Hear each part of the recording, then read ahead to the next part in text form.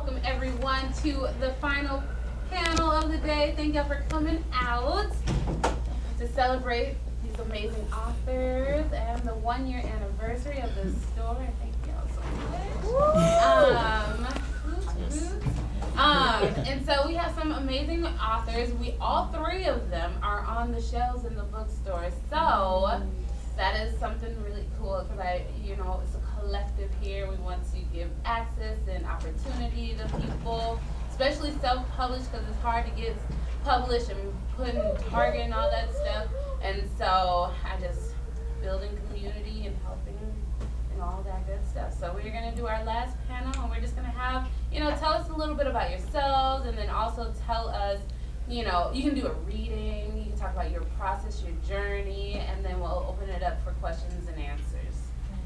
And we'll start with the youngest. All right. Which one is that? Yeah. Oh, that's right. That's a good question. Give me that mic.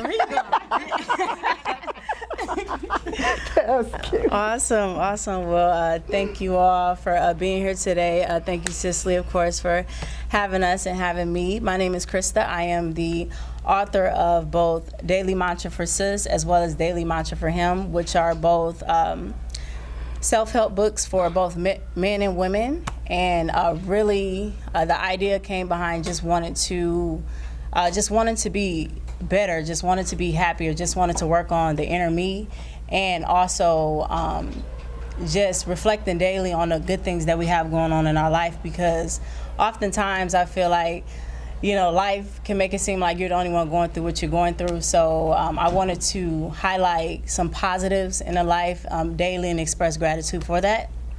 So I actually just released my men's book about a couple weeks ago. So that'll be here on the shelf. Here, my women's book is here. So feel free to get that here from Cicely as well as on my online website. And yeah, I'm originally from Milwaukee, Wisconsin. I've been here in Dallas for 2 years, and I'm loving it. I love community. I love, networking with other entrepreneurs, authors, and creatives. And that's me in a nutshell. Thank you. All right. Okay. I guess. You want to go next? No, you go ahead, sure. Carlos. Okay. Next youngest. Well, I'm Carlos Harleaux, originally from Houston, Texas. I've been here in Dallas for about 20 years now, so I've officially been here longer than I've been in Houston. Oh, wow. So I write poetry, novels, and I also do publishing. Next year will be 10 years in publishing for me, so I'm switching it to more of a consulting model rather than publishing for other authors. Enjoy connecting, with any other authors. I also have a few books here in the store as well, and so most of the books I specialize in are poetry and also fiction novels. Yes. Okay. Oh, hi, my name is Barbara Harvey Carter. I'm writing now as B.H. Carter, but my first 2 books, Bedeviled and a sequel to Bedeviled, Wormwood, were written under Barbara Harvey Carter. They are Christian novels that has to deal with relationships, about choosing the wrong mate or choosing the right mate. But in my case, she chose the wrong mate. So that's what these 2 books are about. And my books are on the middle shelf, 3rd row. I found them, so my books are also here on the shelf in Cicely's bookstore, and I thank her for giving me the opportunity to put them on her shelf. Thank you so much. And just to be able to find a black bookstore, it's like, what? That commercial, what? I was so happy about that, to be able, and I'm just happy to be involved in this literary arts event that we're having today. I've met a lot of great authors, and I believe in networking and trying to hook up things and bartering, just doing different things. So I'm going to go home with, I think, almost everybody's book. And I'm also from Milwaukee. Oh. Milwaukee, yes. We didn't know, of course, she could be my granddaughter. So we didn't know each other, but we do know some people in common. from Wisconsin. Mm-hmm. Awesome. Okay, well, I'm gonna read a little bit, just a little bit from my book. She said we could do a reading if we wanted to. Okay. This is from the second book, the sequel, Wormwood, and I'm gonna read a chapter I entitled Hotel Stranger. Let me back up. The main characters in this book are Scotty and Hannah, and this is after they got married. The first book is the courtship. She's whining, dining, swept off of her feet, and so in love, you know. But in this one, they're married, and reality starts setting in. The nefariousness and bitterness continued, and our marriage was dying swiftly. I knew in my spirit that our marriage was all but dead, but I guess I kept hoping for a miracle. I guess I was hoping that Scotty would have a Damascus Road experience and he would come home a changed man. I prayed for renewal instead of using godly discernment. I tell you the truth, Scotty's uncontrollable temper almost got us killed several times. There was chaos and altercations on every trip that I took with him. He always found someone to start an argument with. If they didn't agree with him, he was willing to debate all day and all night and physically fight if that's what was needed for him to make his point. Scotty never worried, but I was nearly frightened to death. This is written in the first person if people didn't pick it up. We went to one of his relatives' wedding in East St. Louis and stayed in a dilapidated old former Holiday Inn hotel. Scotty felt that the hotel was safe and didn't want to pay the extra money for an authentic Holiday Inn.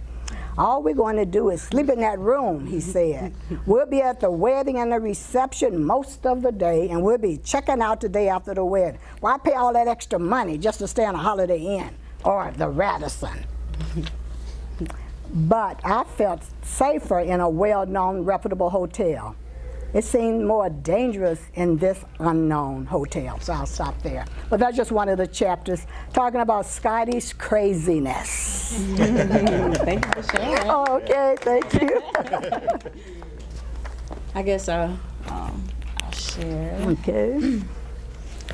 So since my book is more so, it has like mantras and like inspirational quotes, I'll share one of my favorites just to encourage everyone in the room. It says, "Sis, confident people do not compete with others. They only compete with themselves. Your only concern is how you can be better than you were yesterday." And that's just to encourage anyone, no matter what field that you're in, just keep going and just keep putting your foot in front of the other, because that's hard enough. So just focus on that. Do not worry about what's going on around you, what X, Y, and Z is doing. Just do what you're supposed to do to get where you're going, and worry about yourself, because what God has for you is for you. And that's all I have. Thank you. I'm nosy. I was pointing, it says day 202, so you have one for each day of the... That's correct. Oh, okay. 365 okay, days. Okay, So you can be pushed daily and encouraged daily. Okay, goals for the day, and Yes. very Yes, nice, yeah. I'll share a little bit of this is the most personal book I've ever written. It's called 11 Things We Never Said, and it's one of the 3 books I have here on the shelf. This one is actually about my divorce. So I got divorced in 2018. And so a lot of times I feel like we don't really see stories of divorce from the male perspective. And so that's kind of what prompted me to write this book, because I wasn't even going to put it out at first. It was just my thoughts. And then a lot of guys that I knew that were going through divorces, or either they had just gone through it or were about to go through it, they said, no, you should put this out because this might, help some people. So it did. It helped me too. But this is one of the poems that's in the book, and it's called Worth 1,000 Words. Today, I took your bridal portrait off my desk at work. At this point, the possibility of divorce had been introduced over 100 days ago. The imprint had been set in something between Play-Doh and cement for over 40 days. Prior to today, I lied and participated in conversations about how it feels to be married, knowing that pretty soon I would not have a seat at that table. I cringed when couples talked about their cute little babies or planning for their next one. A piece of me burns inside that this is not the story this is not the story for you and I. I am not embarrassed. Divorces happen every day, right? I just don't want the questions, the poking and prodding and why and how, but I think they already know. I haven't worn my ring in 2 weeks. Maybe I'm a bit narcissistic to even believe they are paying attention or even care. I took your picture out of my work bag, laid it in the front seat, face up, glancing at it the whole way home. At times, restricted myself not to smash it with the hammer in my back seat. As I reluctantly face the chilling pain that our existence has been diminished to moments like this, high resolution prints of memories we once shared together. Thank you. What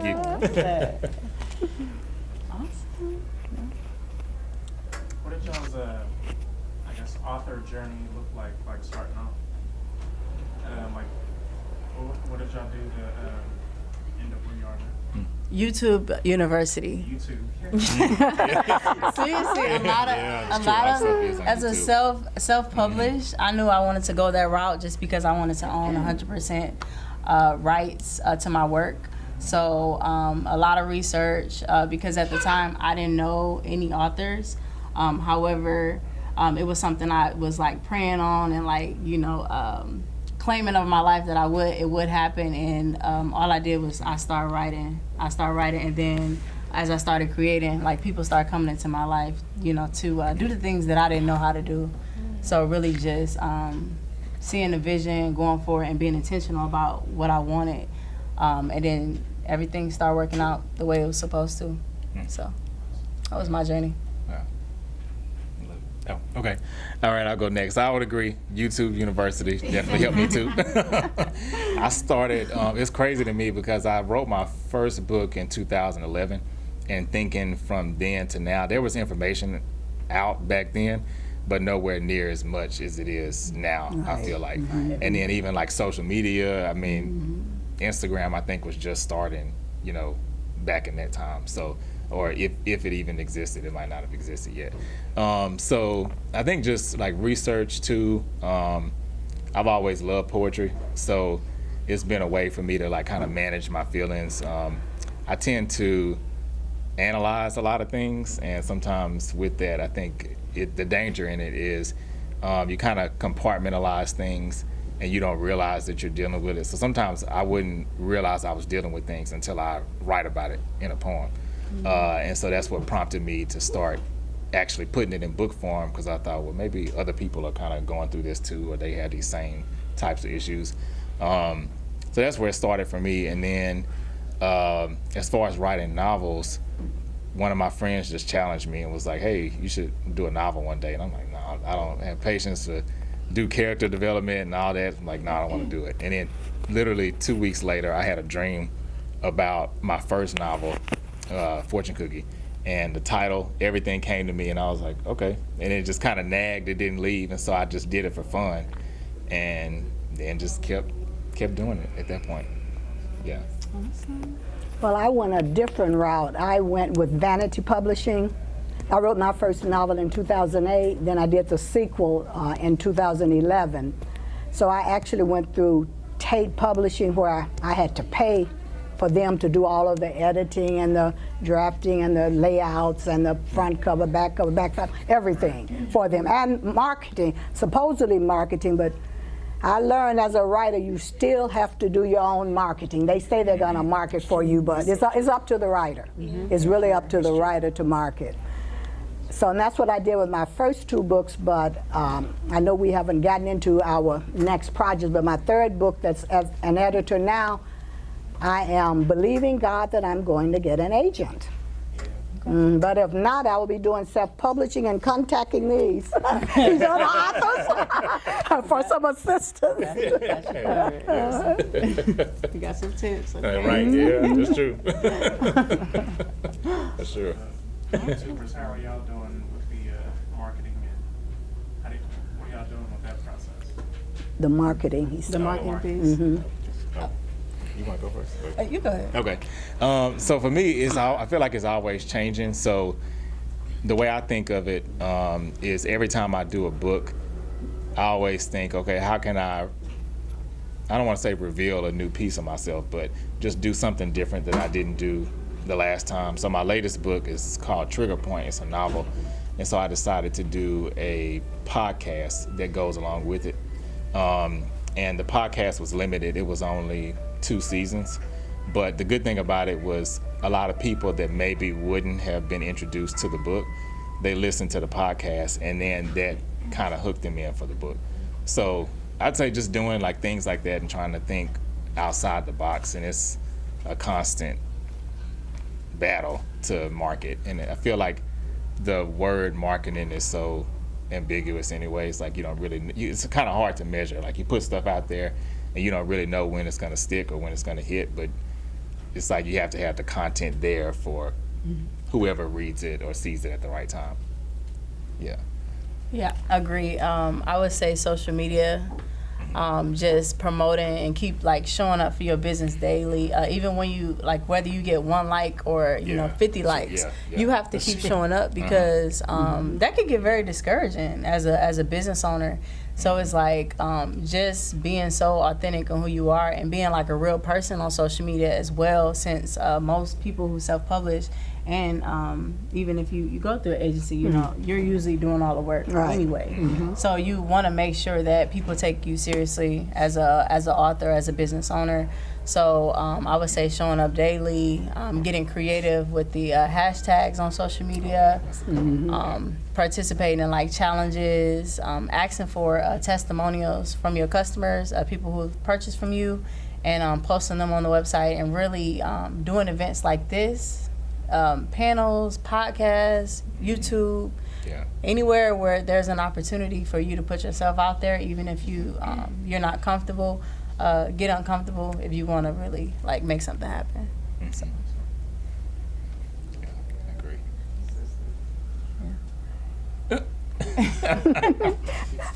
Well, I agree with the two of them, but of course I did not self-publish.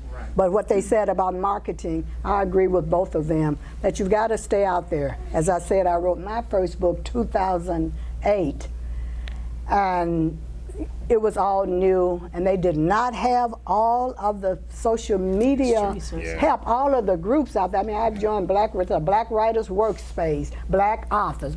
It's pertinent to to blacks, to people of African American descent that's writing. So I found a lot of groups there. Then I've done like there's beta groups out there, online that you can get beta readers to read your work. They didn't have all of that when I first wrote my book in 2008.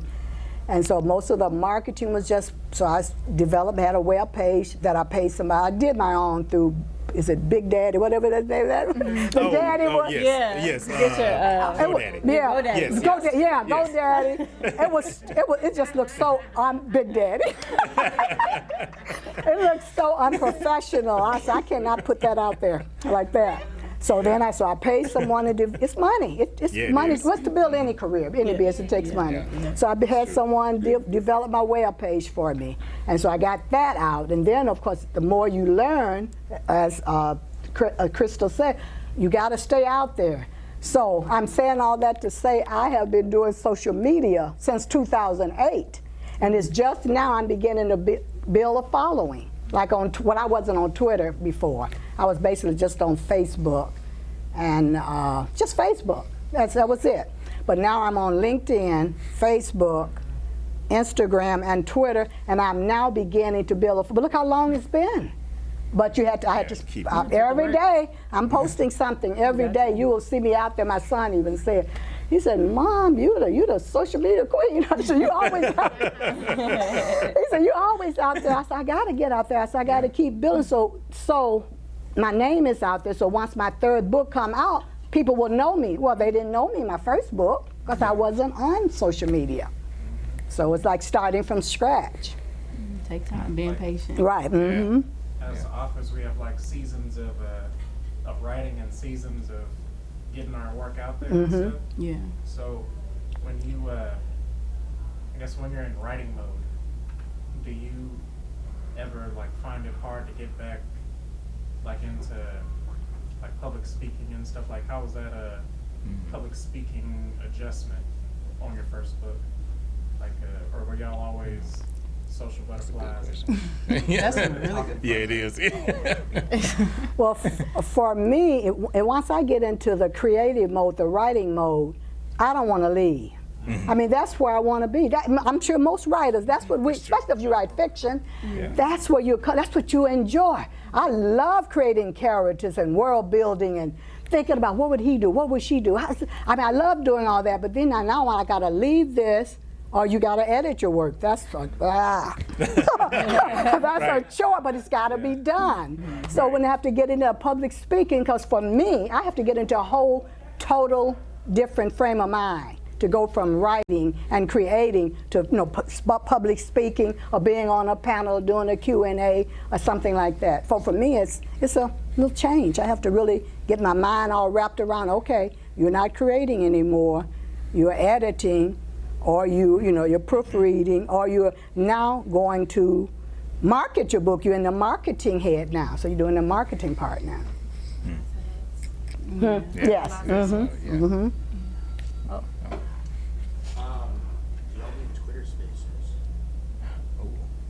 Twitter Spaces. What was the question?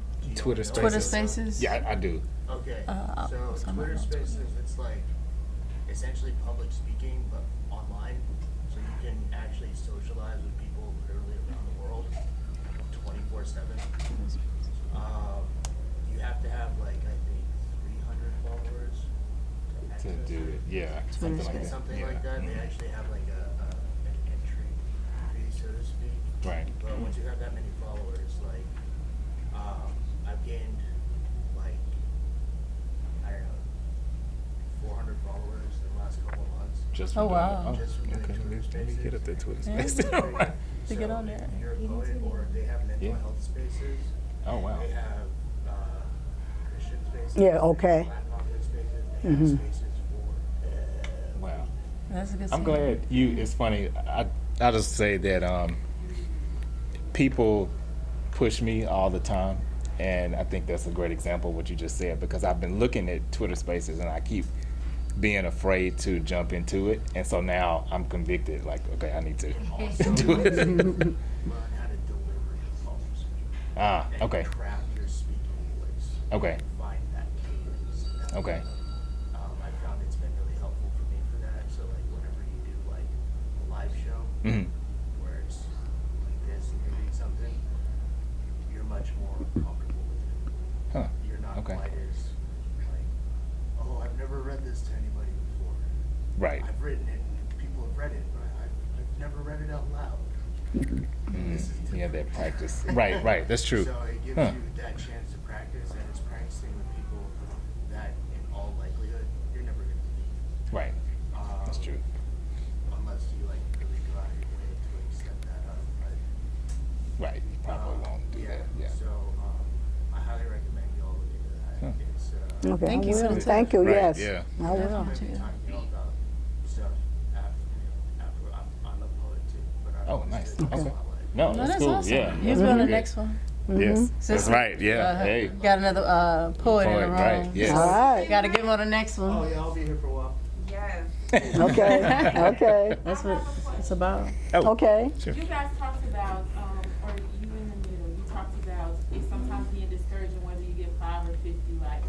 Do you think that sometimes I've seen on Facebook where people will have their personal Facebook page and then they'll create the same page, same information, same pictures, so on. They're still marketing their same product, but instead of adding family and friends, they just add strangers and friends, and they're more successful on that second page.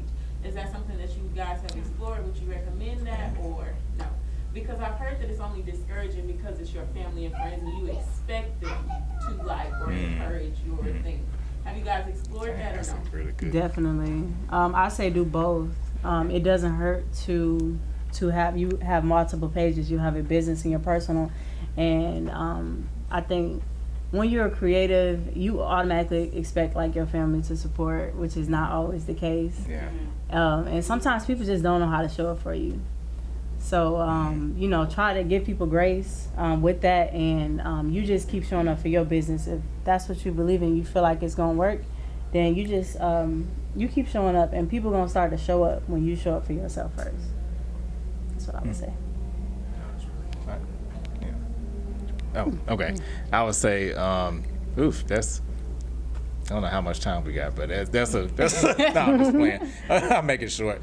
But no, that's a really good point, because I have different pages, or a single page, I would say, pretty much on every platform. Now, Facebook, I have a page that's geared more towards my books, and then my regular page. But I think you're right. I think sometimes with people that know us, they don't mean to, but they minimize the work. Because I've heard, okay, so like perfect example, like, and I get it's Beyonce, I get it, but like I have several friends that when she dropped the pre-release or whatever for her album, or where people could buy her box set, they would run out and get that. And I got friends to this day, it's been 5 years and they still saying, oh yeah, I'm gonna get your book. And to me, it's like, just stop saying it. Like, I'm okay, like you don't have to get it. It's not, not heartbroken because you didn't get my book. But I think sometimes people minimize it when they know you. And for me, I really don't like too much of going to the trouble of having a personal page and then a business page, because I want whoever buys my books, like I kind of want them to know me as a person. So I mix all of that in there. But to your point, one thing that I'm starting to realize has been really helpful, it's more work, but if I post something on Twitter, then more than likely I'm not gonna post that same thing on Instagram and Facebook. Like I try to think, okay, like what can I post? Like, let's say if I took 10 pictures here today, the pictures I post on Twitter, I'm not gonna post on Instagram. Or the Instagram pictures, I'm not gonna post those on Facebook, to kind of draw people to get to each platform. Because I noticed that would kind of get on my nerves a little bit when I would follow other people. It's like I follow them on Instagram and then maybe follow them on another platform, and it's like, it's just exactly the same content, like across all platforms. So I think that kind of helps like keep it a little bit more interesting. But I always say, to me, strangers are your best supporters, especially like independent authors. Yeah, I agree. Because my families all have my books, but if you ask them what it's about, they don't know. Can't tell you. But they all bought them. Right. You got to say over there. And like I told my brother, I said, you got to read it so that way you can tell people how great it is. They will want to buy it. Right, but family, they'll support you, but I'd rather have 10 strangers following me because they're going to promote you, they're going to speak up for you. Oh, that's great, and they'll get 10 more than family if they don't read it. You know, they just got the book sitting on their shelf. That's true. Yeah. No, sorry. Earlier you mentioned testimonials. I assume you also get like reviews and such. What would you suggest someone do to get one of those? So I have my website through Wix, and they have like I have like automation on. So like after someone purchases something, they'll send like a brief survey or ask them just to provide like feedback. So that helps usually where people they actually do the surveys when they really when they're liking it and enjoying it. And I can also send like follow-ups. So like a month after, just to see what your thoughts are. And then also, just if someone comes up to you and tell you they really enjoy your work, ask them, could you email that over to me so that I can post it on my website and tell others how you feel. So just getting that real life, compliments and testimonials from your people are gonna encourage other people to support you, because they'll believe those. Yeah. Sometimes the way I've worked it in is maybe if I have a new book that's out, I might run a contest where people have to post a picture of them getting the book like on their page, and in that way they might leave a review too, but at least I'm still getting the exposure because like other people are seeing it like outside of my circle. But that's something I'm definitely working on, is like asking people for reviews. Yeah, no, I get how you feel, like, feeling funny about it. Yeah. Hey, man, so you bought it.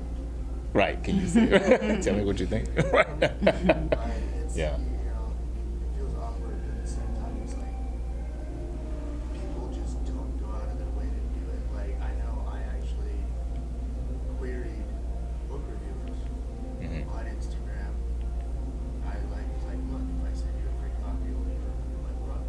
Right. And I got like 8 of them to do it. And they have That's like, true, yeah. you know, 3,000 followers, 8,000 followers, 12,000 followers. It's like, whoa. Right. Do you leave it on Amazon and post it on your Insta? And they're like, yeah. I was like, awesome. So it's like, That's true. you know, sometimes you gotta give, like, you know, it's like you gotta invest in yourself to like build it up and everything. So I figured like giving away a couple copies that might generate more interest, and I don't know, like, yeah. So I was just like, if y'all have any tips or tricks. Yeah, I definitely think, to your point, like giving away free copies is a good thing. I think sometimes where a lot of independent authors get stuck is you want a profit, of course, but sometimes you do have to do free events or free speaking or giving away a few free books, because it might open up a door for you to get 100 paid books, you know, had you not done that. Yeah. Yeah. For sure. That's along the lines of thinking that I had. Yeah. Last question, I think, for me. Okay. You can go. I was gonna say, would you say that the creative process is harder or the post-creative process is harder? Like actually writing, or what comes after, like promoting the book and all that? Well, for me, the post is harder. And I think for most writers, because see, that's our passion. We enjoy writing, we enjoy creating, and a different side of our brain is working when we're writing. While, you know, marketing, that's hard work, to be honest. It's hard to market your book, and then you got to deal with the rejections. I have a thick head now. Oh, I get 100. They don't bother me. But when you first get them, it's like, what? You think this is your baby? Right. They don't like my book. Oh. But you know, you learn, you get thick skin, and you can deal with it. But yeah, I would definitely say the post, you know, part. You said the post creating after you've written your work and developed it and got it all edited, fine-tuned, ready to go. Now here comes the hard work of marketing it and selling it and promoting it, and dealing with the rejections, but smiling and keep going. Like, I'm gonna just share this. It has to do with this, but not the three of us. I saw a little post on Twitter where an agent had said, this is not the way to do it, to badmouth agents when you get a rejection. Well, some new author got a rejection. She just badmouthed the agent so bad, and I thought she'll never get an offer. She'll never get an. You don't do that, you know. So and so everybody else was giving their responses about if this is her first book, and you know she's learning, she'll never learn, and you know they all gave their responses. But the thing is, you don't do that. Wow. You know, so you got to have thick skin to be a writer, to be an author, if you want to be successful, because you're going to get.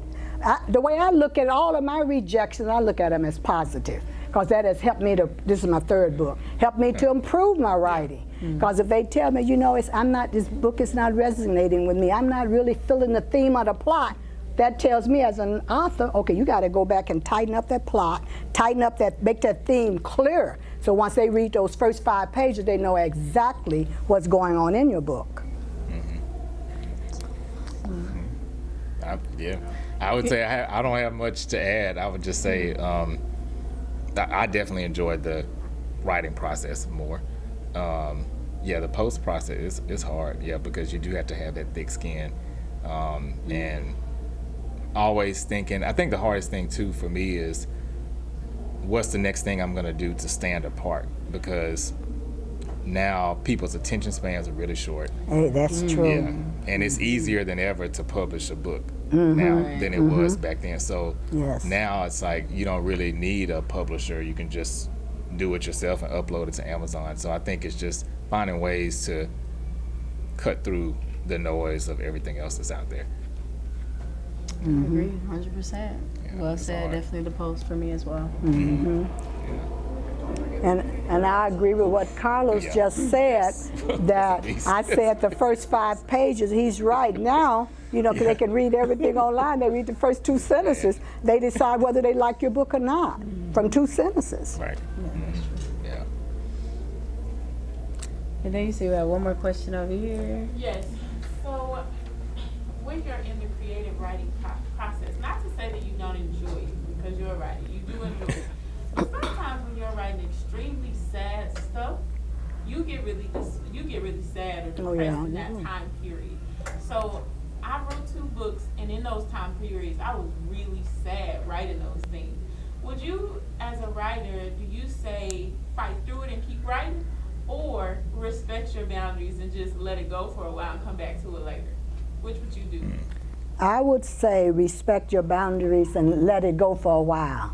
If that's something you're determined to write, go back to it.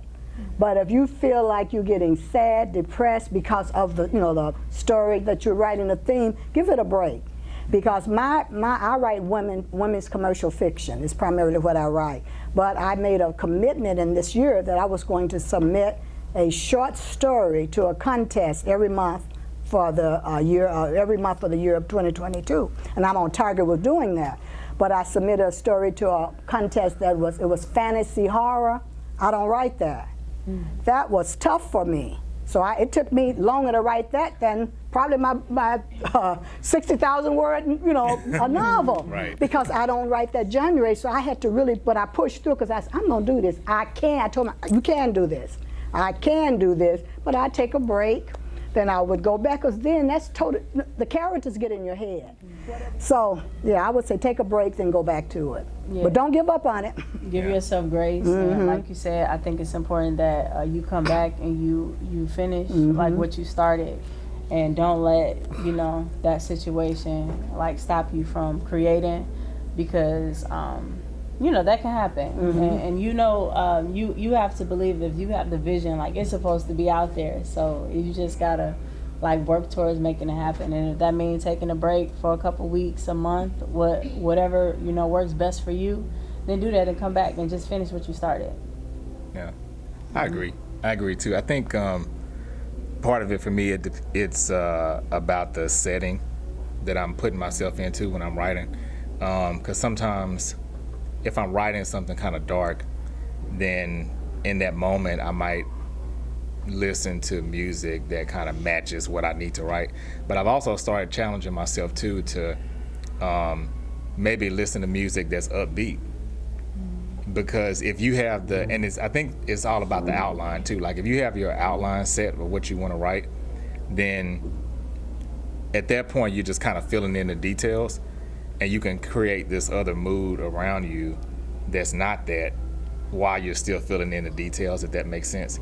And that has helped me like snap out of like that dark space sometimes when you're writing things that are dark. Because I've had that before. Like you write it and then, you know, you kind of put yourself in this physical space that matches that environment. But once I started doing the outline to more detail, then it didn't matter as much about the space I created. It was just more so about getting to the details. Yeah.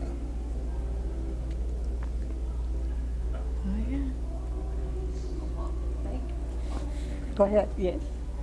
What advice do you give someone who is not a writer, but has a story to tell, and God is telling them they need to write this down, but they're not a writer now? Oh.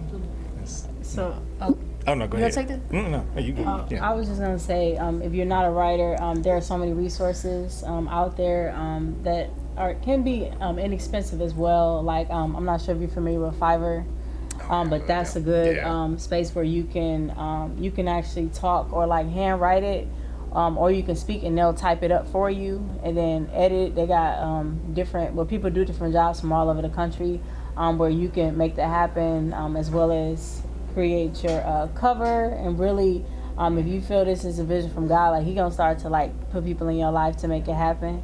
So I think the first step is just you just being intentional about it and just starting. And he'll start to put people in your way to, assist you with your process.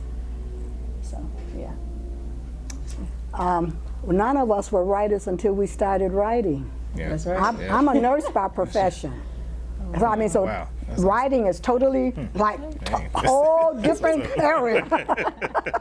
But, that's something I feel like God was calling me to do, like I hear you saying. Yeah. So I went for it. And like I said, I paid somebody to help me with it because I didn't know what I was doing.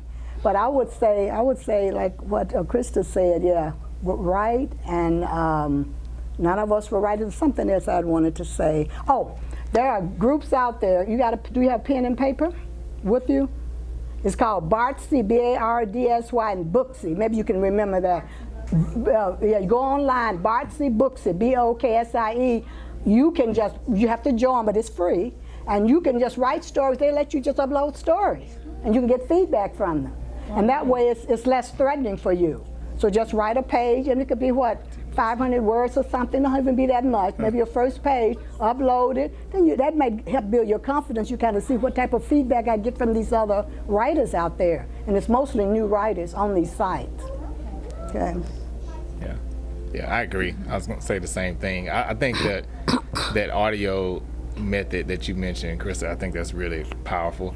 Because sometimes, like, if you just record yourself, because I even do that sometimes, like if I don't feel like writing, I might just record myself talking about it until I get to the point where I feel like it. And I think you could do that too. Like, you could just talk it out and then give it to the editor or whoever the ghostwriter, whoever you have that's going to be actually typing up the story.